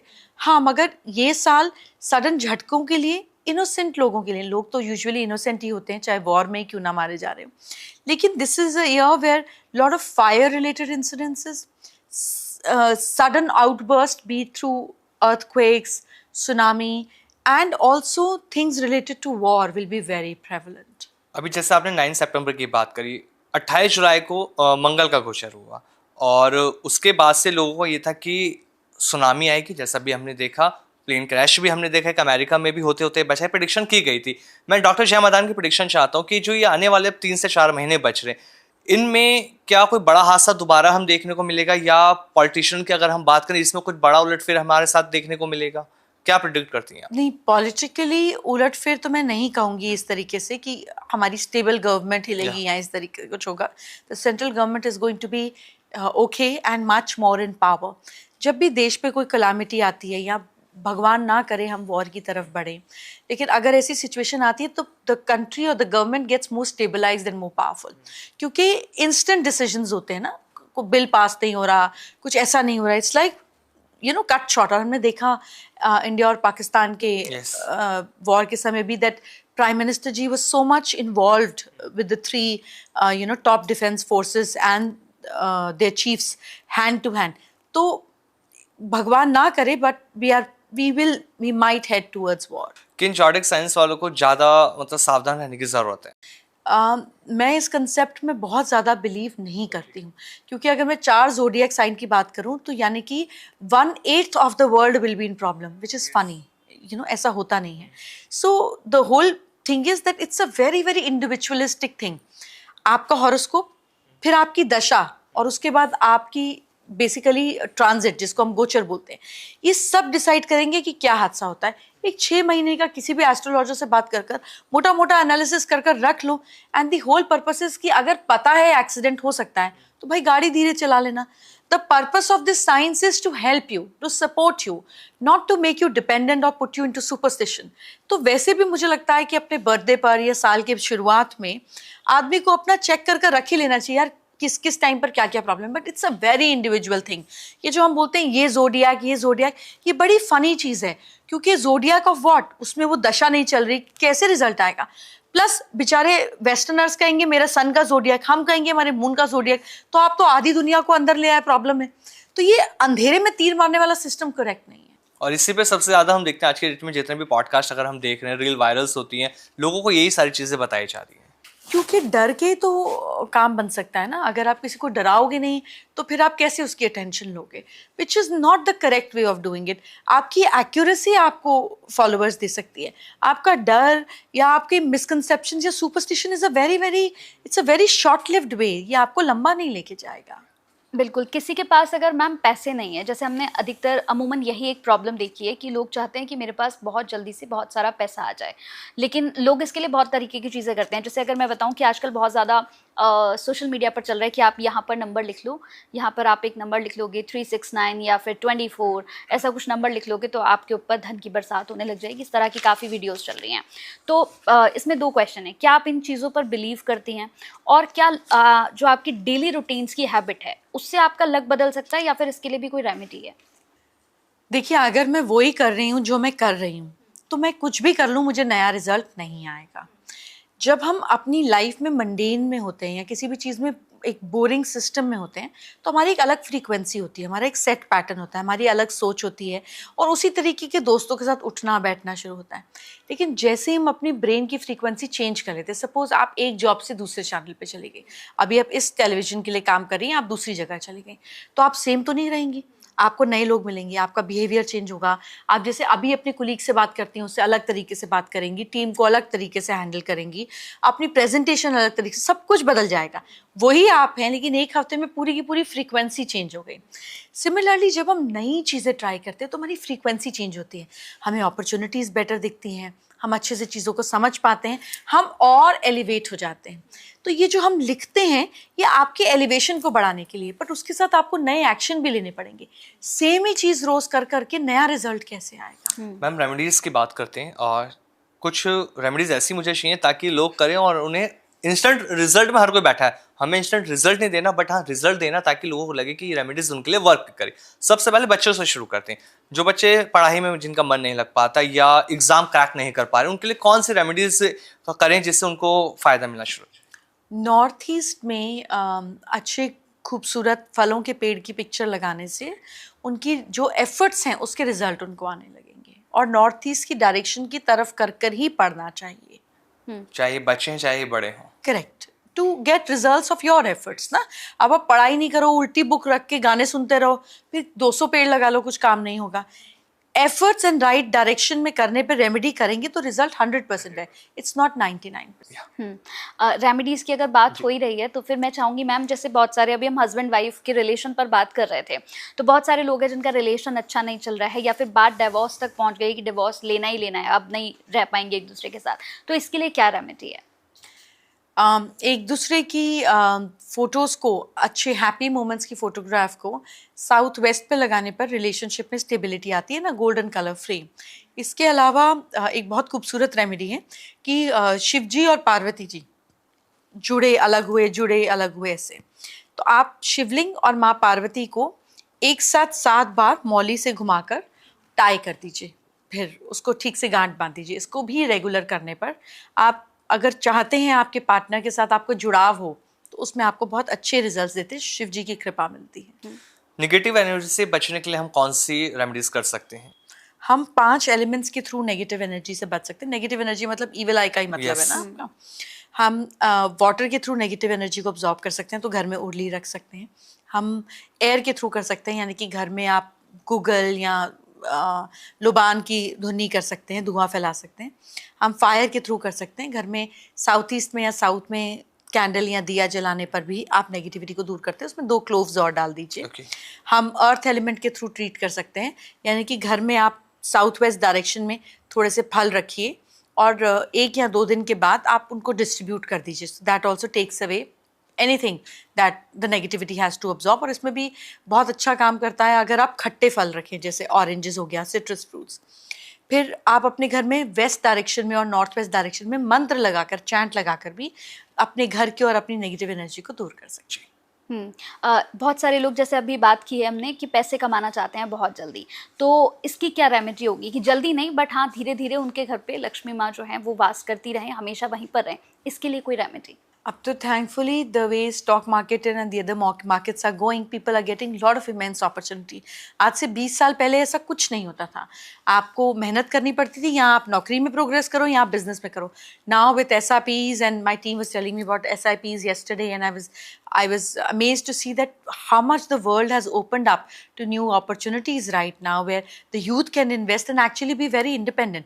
आप अगर समझदारी से सही जगह पैसा डाल देते हो, it makes you grow. So there is so much more right now. The more you study, the more you understand. कभी कभी थोड़ा कॉम्प्रोमाइज करना होता है अपने कल को अच्छा करने के लिए, अपने आज की इच्छाओं को कर देना. But I think a strategic planning can make it happen. And what we can do is कि अपने इन्वेस्टमेंट के पेपर्स को वेस्ट डायरेक्शन में रखिए और अपने घर के साउथ ईस्ट पर आप रेगुलरली दिया जलाइए. This will give you courage to come out of your old patterns and look in the new direction, and give you patience not to overly spend and do better savings. जब हमने money की बात करें तो money flow के लिए एक चीज़ और रेमेडी आपसे जाननी है कि घर के किस कोने में हम तिजोरी रखें जो ज़्यादा शुभ रहे और मनी फ्लो लगातार बढ़ता रहे? साउथ वेस्ट या वेस्ट में. ऐसा करने पर पैसा स्टेबल रहता है. मनी फ्लो का पैसा कभी भी तिजोरी में नहीं रखा होता. अब आपको रोज 5,000 निकालने तो तिजोरी थोड़ी ना खोलोगे, उसमें आप वो रखोगे जिसको आपको रख कर छोड़ देना है. स्टेबल इनकम जो है वो साउथ वेस्ट या वेस्ट में होनी चाहिए ताकि उसे बार बार खोल के डाइल्यूट ना करना पड़े. हम देखते हैं ना, लोग तिजोरी के अंदर भगवान की मूर्ति भी रख देते हैं छोटी सी, कि माँ लक्ष्मी की फोटो हम रख देते हैं जिससे जो पैसा है वो बढ़ता रहे. ये कितना सही है? बढ़ता नहीं, टिका रहे. माँ लक्ष्मी का स्वभाव ही नहीं है कि वो एक जगह टिक सके. तो हमें लगता है कम से कम तिजोरी में डालकर वो टिक जाएंगी, क्योंकि खुलेगी नहीं, हवा नहीं लगेगी तो अपने आप बैठेंगी. पर ऐसा बुरा भी नहीं है, लेकिन ये भाव ऐसा है that money needs to be circulated. जैसे कुबेर जी थे, उनको पैसे जोड़ने का बहुत शौक था, तो पैसे जोड़े तो क्या किया, सब कुछ उनका रावण ने ले लिया, उनके भाई थे. So the first rule of money is that invest, put it into right way. अपने पास पैसा जोड़ कर रखोगे तो कोई और निकाल कर ले जाएगा. आदमी किसी को दे देगा बिना इंटरेस्ट पे कि ज्यादा इंटरेस्ट मिलेगा, इवेंचुअली उसको डुबो दोगे. Money grows only when it is in circulation. आजकल लोगों को प्लांट्स लगाने का बहुत ज़्यादा शौक है. मतलब हमने देखा है कि कई लोग अपने बेडरूम में भी प्लांट्स होते हैं, घर में हर जगह प्लांट्स ही प्लांट्स होते हैं, लेकिन उन्हें ये नहीं मालूम होता कि कौन से प्लांट्स लगाने चाहिए और कौन से नहीं. तो 24 घंटे ऑक्सीजन देने वाले प्लांट्स आप कहीं पे भी लगा सकते हैं. आइडियली बेडरूम क्योंकि साउथ वेस्ट में होता है तो ऐसा सजेस्ट किया जाता है कि अर्थ एलिमेंट तो यहाँ पे ज़्यादा पौधे नहीं लगाए. लेकिन अगर आप छोटे छोटे स्नेक प्लांट और इस तरीके से पौधे लगा रहे हैं जो 24 घंटे ऑक्सीजन देते हैं, then it is good for your brain. There is no harm in it. Smaller ones in south west. एक डेली रिचुअल ऐसा जो हर किसी को करना चाहिए? आई थिंक अपने पेरेंट्स को जब भी मिलें उनके पैर छूकर आशीर्वाद लें. आप के फादर आपके सन हैं और आपकी मदर आपकी मून है, तो ये एस्ट्रोलॉजिकल फैमिली में ये आपके राजा और रानी हैं. तो जब आप राजा और रानी को सेट कर लेते हैं तो बाकी चीज़ें अपने आप ठीक हो जाती हैं. सो हम अपने लिविंग रिलेशनशिप्स को छोड़ देते हैं और लगे होते हैं माँ लक्ष्मी की पूजा करो, और घर में बीवी को बदतमीजी से रखा होता है, तो आपका शुक्र कैसे ठीक होगा? आपका हर रिश्ता आपका लिविंग प्लैनेट है. अगर आप उन्हीं के साथ ठीक निभा लो तो आपको कोई खास रेमेडी करनी नहीं पड़ेगी. अब मैम बात कर लेते हैं, जैसे हमने बहुत बार देखा है कि सिग्नेचर पे मैं बात करती हूँ. कई बार लोग कहते हैं कि मेरा सिग्नेचर मैंने जब से बदला है तब से मेरी लाइफ बिल्कुल चेंज हो गई है. क्या ये फैक्ट है और ऐसा होता है कि सिग्नेचर चेंज करने से इंसान की लाइफ चेंज हो जाती है? सब कुछ चेंज करने से लाइफ चेंज हो जाती है, सिग्नेचर से और ज़्यादा होती है. बिकॉज ये आपकी फाइनेंशियल पोजीशन है. एक आप किसी से बिना डिसाइड करे रख लेते हो. सेकेंडली आपके बैंक में भी यही चलता है और आपके प्रॉपर्टी के पेपर पे भी यही चलता है. आप किसी को साइन कर कर कोई चीज़ दे दो और चेक क्लियर हो जाए, फिर आप नहीं ना कह सकते अरे यार मैं मूड में नहीं था मैंने साइन कर दिया. बैंक को आपका मूड, मजबूरी और खुशी समझ में नहीं आती, आपका साइन समझ में आता है. सो ये financial position is depicted bye nothing else but your signature. तो जब वो चीज़ बताई रही है आपकी फाइनेंशियल पोजीशन और आपको लगता है कि मेरी फाइनेंशियल पोजीशन वैसी नहीं है जैसी मैं चाहता हूँ, और आपका सिग्नेचर भी वो पुअर फाइनेंशियल पोजीशन शो कर रहा है, तो चेंज करने पर डेफिनेट चेंजेस होंगे. बिकॉज आप अपने ब्रेन में एक डिफरेंट प्रोग्रामिंग क्रिएट कर रहे हैं. It is going to give tremendous results. जब हम न्यूमरोलॉजी की बात करी, हमने सिग्नेचर की भी बात कर ली. 1 से लेकर 9 जो मूलांक की अगर हम बात करते हैं तो लोग कंफ्यूज रहते हैं कि यार मुझे कौन सी रेमेडीज करनी चाहिए. तो आप कौन सी रेमेडीज सजेस्ट करती हैं 1 से लेकर 9 नंबर तक? किस चीज़ के लिए? मूलांक की लाइफ में उन्हें डेली रेमेडीज करनी चाहिए. नहीं, मैं डेली रेमेडीज़ में बिलीव नहीं करती हूँ. मुझे लगता है कि आप सिर्फ रेमेडी करोगे तो काम कब करोगे? मुझे ऐसा लगता है कि ज़रूरत बेस्ड रेमेडी करनी चाहिए, और it has to be very clear intended remedy, because it's not a joke that is going on. One has to understand that remedies are a very very sensitive thing. मतलब ऐसा नहीं हो सकता कि आपकी ड्राई स्किन है और आपने इंस्टाग्राम पे देखा और आप मुल्तानी मिट्टी लगाकर बैठ गए कि अरे ये तो मेरी टैनिंग दूर करेगा। आपकी स्किन क्रैक हो जाएगी, आप और ड्राई फील करोगे, आप इची फील करोगे। It is a very very sensitive thing. मैं देखती हूँ कि लोग अंधाधुंध कुछ भी कर लेते हैं। अगर आप हॉस्पिटल गए हो अपनी रिपोर्ट्स लेकर और आपके ग्लूकोज में, आपके शुगर लेवल में प्रॉब्लम आई, आपकी किडनी में प्रॉब्लम आई और आपका कैल्शियम कंटेंट भी कम आया, तो आप सर्जरी तो नहीं सीधा कराने बैठ जाते ना। Similarly 1 point at a time, एक टाइम पर एक ही रेमेडी, एक ही इशू को पकड़ो और उसको लगातार 40 डेज टू 60 डेज करो, तो आपको उसमें फ़र्क नज़र आने लगेगा। जेनरिक रेमेडीज़ करना ठीक नहीं है। अपने प्लैनेट्स को स्ट्रेंथन करने के लिए हम ज़रूर कर सकते हैं, but remedies is actually to get to remove something. उस चीज़ को हटाने के लिए वो चीज़ हम कर रहे हैं, उसको बहुत प्लानिंग से कीजिए। एक साथ 5-7 रेमेडीज़ करेंगे तो कभी रिजल्ट नहीं आएगा। मतलब it will B confusion with in your brain and the system. Mobile number और अगर हम व्हीकल नंबर की बात करते हैं तो ये हमारे करियर को कैसे इम्पैक्ट करता है? आपको कोई भी इंपॉर्टेंट न्यूज़ आनी है, आपको मोबाइल पे ही आएगी, कोई और जरिया नहीं है आपके पास आने का। अभी कौन ईमेल लिखकर बताता है कि अरे तुम्हारा ये डील हो गया या यहाँ तुम्हें एडमिशन मिल गया। Everything happens through mobile number now. So that is one way where things will reach out to you. If the complete total of mobile number, including the country code, because अब तो क्या 00 चलता है, but पहले जब country code था, so the total number of digits added should be coordinated with your date of birth. Then things become very fluent and smooth for you. From friendships to business, everything is with your mobile phone. Similarly with car also. आप personal मिलने जा रहे हो किसी से तो भी गाड़ी पे जाओगे, आप ऑफिस के काम से जा रहे हो तो भी गाड़ी से जाओगे। तो जब आपको चलान आना है तो भी उस गाड़ी के नंबर पर आएगा। दूसरी नंबर प्लेट चिपका दोगे तो दूसरे को चलान आएगा ना, आपको नहीं आएगा। तो वो नंबर प्लेट आप हो, वो आप तक पहुंचने का जरिया है। जब वो करेक्ट होगा और आपके नंबर से कोऑर्डिनेटेड होगा तो आप जिस भी मीटिंग पे जाओगे उस पर आपको बेटर रिजल्ट मिलेगा। बिकॉज नंबर तो आपको चुनना ही है, बिना नंबर के तो नंबर प्लेट गाड़ी लेके नहीं जा सकते हो। तो जब एक चुनाव करना ही है तो सही क्यों नहीं। जी बिल्कुल। क्या हम न्यूमरोलॉजी से, मान लीजिए कि मुझे कोई अच्छा काम करना है या किसी चीज़ की शुरुआत करनी है, तो क्या न्यूमरोलॉजी से हम डेट को, मतलब लकी डेट हम निकाल सकते हैं कि इस डेट पे हम ये काम कर सकते हैं? हम निकाल सकते हैं, बट वो 100% फुल प्रूफ नहीं है। आपको सिर दर्द है तो आप डिस्प्रिन खा लो। आपको 4 दिन सिर दर्द है, आप 4 दिन डिस्प्रिन खा लो। भी 40 दिन सिर दर्द होता रहेगा तो डॉक्टर के पास जाना पड़ेगा ना, कैसे डिस्प्रिन से काम करेगा।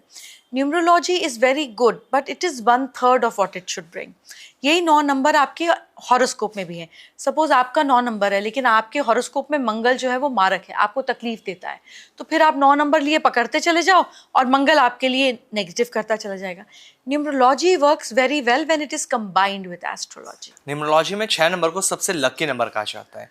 क्या ये सबके लिए ही लकी है? अगर किसी के चार्ट के अंदर 6 नंबर है ही नहीं तो उसके लिए लकी कैसे होगा? ऐसा नहीं है। ऐसा कैसे हो सकता है कि आप सोचिए, टोटल 1 से लेकर 9 नंबर तक है। किसी का पहले वाला नंबर 6 होगा, किसी का दूसरे वाला नंबर 6 होगा। सारे 6 नंबर वाले कैसे लकी हो सकते हैं? वो शुक्र आपके हॉरोस्कोप में भी अच्छा होना चाहिए, उसकी दशा भी आनी चाहिए। There is so much of more combination. मतलब हम कहते हैं अरे ये लड़की गोरी है तो ये सुंदर है, ऐसे होता है क्या? नहीं होता है। तो फिर ऐसे कैसे होगा? ये सिर्फ एक मिथ है कि अगर आपका 6 नंबर है तो सिर्फ लकी 6 हो गया। number brings you lot of comforts in life, but when is also the point. How well placed your Venus is also the point. Also how activate you keep your Venus is also the point. खाली 6 number से कैसे बात बनेगी? ये सिर्फ Instagram का myth है जो रील्स के थ्रू चलता आ रहा है लोगों के बीच में। ये कुछ हद तक सही है, लेकिन इससे आपको फिर 100% रिजल्ट नहीं मिलोगे तो आप कहोगे साइंस बेकार है। तो ऐसा नहीं होना चाहिए। क्योंकि लोगों को कहा जाता है एक्टिवेट करना है, पासवर्ड 6 नंबर कर लो, हर जगह 6 नंबर ऐड ऑन करो ताकि वो एक्टिवेट हो जाए, उसकी एनर्जी आपको मिलने लगे। हाँ, ऐसा ज़रूर होता है कि एनर्जी एक्टिवेट हो जाती है और मिलने लगता है, पर 6 नंबर उनके लिए अच्छा है जिनका नंबर 3, 6, 9 है। या 6 number works also neutrally well for 4 number also for that matter sometimes. So ये आपके नंबर के हिसाब से 6 नंबर जा रहा है तभी तो आप एक्टिव करोगे ना। आपको कोई कपड़े का शेड सूट ही नहीं कर रहा, अरे ये जो रॉयल ब्लू फैशन में मैं रॉयल ब्लू का कोट सूट पहनूंगा, तो लोग डर जाएंगे आपके साथ पॉडकास्ट में बैठकर, है ना। तो वो कहाँ पहन रहे हो, क्यों पहन रहे हो और आप पे अच्छा लग रहा है कि नहीं लग रहा है भी तो जरूरी है ना। तो चेक तो करा लो भाई, वो इम्पोर्टेंट है। इसके साथ ही एक और होड़ चली हुई है मैम। लोग कहते हैं कि मेरा नाम जो है वो किसी भी तरह से 5 नंबर पर लेकर आ जाओ, क्योंकि 5 नंबर जो है वो बड़ा इंपॉर्टेंट नंबर है, बड़ा लकी नंबर है। मतलब कैसे भी करके नेम को 5 नंबर पे आप ले आओ। लेकिन हमने बहुत बार देखा है, बहुत से लोग जो है जब 5 नंबर पे अपना नेम लेकर आए तो उनके साथ चीज़ें खराब भी हुई हैं। तो ये क्यों है कि मतलब 5 नंबर पे हमारा नेम होना चाहिए? देखिए 5 number is the middle number. It's a number which is pretty manipulative, very fast growing and very very active. But again अगर आपका बुध अच्छा नहीं है तो आप 5 नंबर पे लाकर अपना नुकसान ही करोगे. As I said, it has to be a collaborative effort. It just can not be this. Cricket कितना पसंद है? न्यूट्रल. न्यूट्रल. फेवरेट क्रिकेटर कौन है और उसकी प्रिडिक्शन अगर करने को मिले तो किसकी करेंगे? नहीं, मेरा कोई ऐसा फेवरेट क्रिकेटर नहीं है, क्योंकि I don't follow cricket like cricket. कभी कभी मुझे मैच में जाना पड़ जाता है जहाँ मुझे उस मैच के रिलेटेड प्रेडिक्शन तो नहीं बट चीज़ें बोलनी पड़ जाती हैं, तो वो मैं करती हूँ. But it is not something कि मैं काम छोड़ के क्रिकेट का मैच देखूंगी, ऐसा नहीं होगा. एंड आई ऑल्सो बिलीव कि बहुत लोगों को शौक होता है सिर्फ इंडिया पाकिस्तान का मैच देखें, तो मुझे ऐसा नहीं लगता. मुझे लगता है अपने मन में वो दुश्मनी का भाव लाने की कोई ज़रूरत नहीं है. Already there is so much of fight and anger and stuff. और मुझे लगता है क्रिकेट और हम हमेशा जीतते हैं, तो मुझे लगता है वो उनके मन में और नफरत पैदा करता है हमारे लिए कि अब और हम कैसे बदला लें, कैसे इनको नुकसान पहुंचाएं. बिकॉज रिवेंज का भाव ही ऐसा है. ज़रूरी नहीं है आप उसको सेम तरीके से पूरा करें, बट दूसरे तरीके से पूरा करते हैं. डॉक्टर जय मैदान, खाली समय में क्या करना सबसे ज्यादा पसंद है आपको? मेरे को पता ही नहीं खाली समय क्या होता है. मैंने कभी अपने लिए खाली समय इस्तेमाल ही नहीं किया. I am always occupied. मतलब इट इज़ नॉट, अगर मैं अगले 2 साल भी सोचूं कि कोई खाली समय हो, मैं बैठ के मूवी देखूं, ऐसा नहीं होता. मैं फ्लाइट में भी होती हूँ तो भी मेरे पास चीज़ें होती करने के लिए. मैं इस शब्द में बिलीव ही नहीं करती. खाली कुछ होता ही नहीं, और समय तो बिल्कुल नहीं. हमेशा खुद को बिजी रखना. नहीं, बिजी रखना मतलब क्या? मतलब there is so much to do. कितनी चीज़ें हैं जो पढ़नी हैं, कितनी चीज़ें हैं जिन पे एनालिसिस करना है. मतलब अब पहले तो मैं फ्लाइट में मूवीज़ देख लेती थी. मैं मूवीज़ भी सिर्फ वो देखती हूँ जिससे मुझे कुछ सीखने को मिले. मैं अपने 2.5 से 3 घंटे ज़िंदगी के वेस्ट नहीं कर सकती on something which does not bring value to. अभी आपने मूवी की बात करी, अभी लेटेस्ट एक मूवी आई सैयारा. मैंने सुना जेंजी को हमने देखा कि मेरी पागल बेटी थे ने लोग उसके देखी पीछे. वो. हर पता नहीं कोई उस देखी. मूवी को देखकर आया, लोग रो रहे हैं कि यार अपना प्यार याद आ गया, ये सब आ गया. क्यों यूथ हमारा मूवीज के पीछे इतना पागल है अपना करियर छोड़कर? देखिए 2 लोगों के पीछे दुनिया हमेशा पागल रहेगी. एक आपके फिल्म स्टार जिसको हम बोलते हैं अभिनेता, और एक नेता. अभिनेता आपकी मनोस्थिति बदल सकता है और नेता आपकी परिस्थिति बदल सकता है. इसीलिए आप इनके आसपास अच्छे चमचे देखेंगे, क्योंकि एक नेता आपके काम आए या ना आए पर आप उसके साथ जुड़े रहते हो. आपको लगता है एक दिन तो मुझे फायदा दे देगा. कुछ नहीं तो इनके साथ 6, 7, 8 फोटो भी आ गई ना, 3 पार्टी में भी चले गए, तो लोगों को लगेगा यार ये इसको जानती है या इसको जानता है, तो आपको लोगों से टेंशन मिलनी शुरू हो जाती है. ऐसे ही अभिनेता के साथ होता है. मूवीज, आप किसी भी मूड में जाओ, आपको पता है कि मैंने 2,000 रुपये इस पिक्चर पे लगा दिए, मैं पॉपकॉर्न खाऊंगा, मैं कोक पीऊंगा, मैं अपने अंदर कचरा डालूंगा, मुझे पता है वो नहीं मरी है पर मैं देख के रोऊंगा. आपको सब पता है, बट आप फिर भी उससे गुजरते हो, क्योंकि they have power over you to change your mental state. आप किसी भी भाव में जाओ, अगर वो लड़की मर रही है अल्जाइमर से तो आप रोगे देख के, है ना. आपको पता है वो नहीं मरी, आपको पता है वो अभी भी इंस्टाग्राम पे इंटरव्यू दे रही है, अपनी पोस्ट डाल रही है, बट आप उस भाव में हो, क्योंकि वो आपकी मनोस्थिति चेंज कर सकता है. हमें वो लोग हमेशा अच्छे लगते हैं जिनकी हमारे ऊपर पावर होती है. And actors do have power over on everybody, क्योंकि वो आपके मन के साथ खेल लेते हैं. तो मैम लास्ट में आपने जो मूवी देखी, मतलब कौन सी आपकी फेवरेट मूवी थी, और मतलब कौन सी मूवी आपने लास्ट देखी है उसके बारे में बताइए. नहीं, मेरी कोई फेवरेट मूवी नहीं है, बट जो मैंने लास्ट मूवी देखी वो फ्लाइट में ही देखी, of Angelina Jolie, called a movie called Maria. I like to see movies that have reality in them, ताकि मैं लोगों को समझ सकूं, लोगों के कैरेक्टर से प्लैनेट्स को निकाल सकूं. मतलब मेरी रिसर्च अंदर शुरू हो जाती है, ये बंद नहीं होता है. So for me it is very very mental exercise to watch a movie. I personally don't get in to the emotional part of a movie. मैं उसको एकेडमिकली देखकर करना पसंद करती हूँ. But I did like Heera Mandi, that series on Netflix, a lot, because it gave me an insight of women, their power. मतलब उसने मुझे बहुत कुछ सिखाया. तो जब तक मैं सीखती नहीं हूँ मुझे मज़ा नहीं आता. सो फाइनल, जिस तरह से पूरा पॉडकास्ट चला, इंटरेस्टिंग है पॉडकास्ट रहा, रेमेडीज भी आपने दी, सब कुछ दी. अब एक रैपिड फायर, उसमें कुछ पर्सनल चीजें आपकी भी होंगी और लोगों के लिए भी इंटरेस्टिंग चीजें होंगी और हमारे लिए भी होंगी। तो शुरुआत कर लेते हैं। आपके लिए सबसे लकी जेमस्टोन कौन सा है? सबसे पावरफुल जो जेमस्टोन काम करता है वो ब्लू सफायर यानी कि नीलम काम करता है। डेस्टिनी ज्यादा स्ट्रांग है या hard work? Destiny is 75% and hard work is 25%। Failure का कारण ग्रह है या हमारी आदतें? कई बार ग्रह बहुत खराब होते हैं तो आदमी को समझकर भी आदतें बदलने की हिम्मत नहीं पड़ती। एक वास्तु टिप जो तुरंत एनर्जी बदल दे? घर में कपूर जलाना। एक रेमेडी जो आप खुद रोज करती हैं? मैं अपने घर के मंदिर में दिया जलाती हूँ। ये रेमेडी तो नहीं है, लेकिन हाँ, मैं दिए में इलायची और गुलाब पत्ते डाल के जलाती हूँ। आपका लकी नंबर? 5। ऐसा कौन सा नंबर जिससे डॉक्टर जया मदान को सबसे ज्यादा डर लगता है? मुझे किसी नंबर से डर नहीं लगता। मुझे समझ आ जाता है कि इस इंसान को कैसे टैकल करना है। सीख लिया आप। शादी के लिए बेस्ट जॉर्डिक मैच? मुझे नहीं लगता कि शादी के 12 साल बाद कोई भी ऐसा सोचता होगा कि बड़ा अच्छा मैच हुआ। पर मुझे लगता है कि अगर आप एक बार हॉरोस्कोप मैच करा लें तो कम से कम आपको ये समझ में आ जाता है कि ये रिश्ता लड़कर वापस न्यूट्रल हो जाएगा कि कलेश होके टूट जाएगा। उतनी भी समझ हो ना तो आदमी रबर बैंड को ज्यादा नहीं खींचता। या एक चीज जो घर से तुरंत हम सबको हटा देनी चाहिए? मुझे नोकीली चीज़ें घर पर बहुत ड्रास्टिकली हेल्थ के बैड रिजल्ट्स देते हुए लगती हैं। तो नॉर्थ ईस्ट में आपके घर के बहुत ज़्यादा इलेक्ट्रिसिटी के इक्विपमेंट्स नहीं होने चाहिए और शार्प चीज़ें नहीं होनी चाहिए। ये हेल्थ पर खराब इफेक्ट। कौन से पॉलिटिशियन ऐसे हैं जिनकी कुंडली सबसे ज्यादा स्ट्रांग है? जो पावर में है ना वो बिना स्ट्रॉन्ग कुंडली के बैठे ही नहीं हो सकते। आपके फेवरेट पॉलिटिशियन? मैं हमारे प्रधानमंत्री जी के माइंडसेट, एफर्ट और किस्मत, मतलब मैं तीनों को ही समझती हूँ कि उन पर बहुत ईश्वर की कृपा है। Favourite Bollywood actor? ऐसे कोई मेरे फेवरेट एक्टर नहीं है, टू बी वेरी ऑनेस्ट, कि मैं कहूँ कि मैं जिनको बहुत ज़्यादा फॉलो करती हूँ, मैं ऐसे फॉलो नहीं करती हूँ। But as a mind set, अगर हम दिमाग की बात करें या एज अ फाइटर स्पिरिट की हम बात करें तो मुझे लगता है कि शाहरुख खान में वो है, ही इज़ एवर इवॉल्विंग। और अगर मैं डॉक्टर जया मदान की बात करूँ तो उनकी खूबसूरती का राज क्या है? मैं बहुत ज़्यादा कॉस्मेटिक में बिलीव नहीं करती, पर मुझे लगता है meditation keeps your brain in a calm way where आपके अंदर जो टेलोमियर लेंथ के सेल होते हैं वो ठीक ठाक ग्रो करते हैं। This is what science says and I understand now. तो मुझे लगता है ध्यान करना would be the best contribution I would have given to my body and my mind. Maggi जल्दी बनती है या गर्लफ्रेंड को जल्दी मनाया जा सकता है? डिपेंड करता है आपकी जेब में क्या सामान है। Last question to our audience. Question to audience that I have to ask. Yeah. The question that I would like to ask you is that I've never asked the question. I'm so surprised. मैंने किसी से कोई सवाल ही नहीं पूछा। आप बताइए क्या सवाल पूछना चाहिए। ये आपके ऊपर है, ऑडियंस जवाब देगी उस चीज का। तो मैं ऑडियंस से ये सवाल पूछना चाहूंगी कि मैगी जल्दी बनती है कि गर्लफ्रेंड जल्दी मनाई जाती है?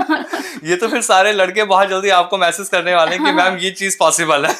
कि मैगी नहीं, मुझे लगता है कि अगर आपको अपनी गर्लफ्रेंड की लव लैंग्वेज पता है, जो कि 5 ही तरीके की होती है मेजरली, तो आपको सामने वाले का बटन दबाना आ जाए तो आप बड़ी इजीली इसको मैनेज कर सकते हो। लोग करते हैं क्या है, बटन प्रेस चैनल का करते हैं और कहते हैं वॉल्यूम नहीं बढ़ रही, तो कैसे होगी? तो understand and read more about love languages, that will give you strength कि मैगी से पहले गर्लफ्रेंड बन जाएगी। बिल्कुल। और ये पॉडकास्ट सच में पॉडकास्ट रहा, एक शानदार पॉडकास्ट आपके साथ रहा। डॉक्टर जया मदान मैम, बहुत मज़ा हमें आया आपके साथ इस पॉडकास्ट को करने में, और ऑडियंस के जो पूरे सवाल आज हम लेके बैठे थे वो सारे कवर हुए। मैं और कंचन बहुत एक्साइटेड थे कि आज आपके पास आने का मौका मिल रहा है, आपके साथ पॉडकास्ट करना है और लोगों के जो सवाल हैं वो कवर अप करने। आपने बहुत अच्छे आंसर दिए। जो मिथ मार्केट में चल रहा था मैं उसके अकॉर्डिंग आपसे सवाल करना चाह रहा था, मैंने किए भी, बट उसके आंसर मुझे वो मिले जो कभी किसी ने नहीं दिए। लिटरली एक शानदार पॉडकास्ट रहा। थैंक यू सो मच, आप हमारे पॉडकास्ट में बहुत अच्छा लगा। और मैं व्यूअर्स से भी कहना चाहूँगा, कंसल्ट करना है, कुछ भी करना है, डिटेल्स दे रखिए, कनेक्ट करके देखिए, आपकी लाइफ 100% चेंज हो जाएगी। Thank you so much. Thank you so much.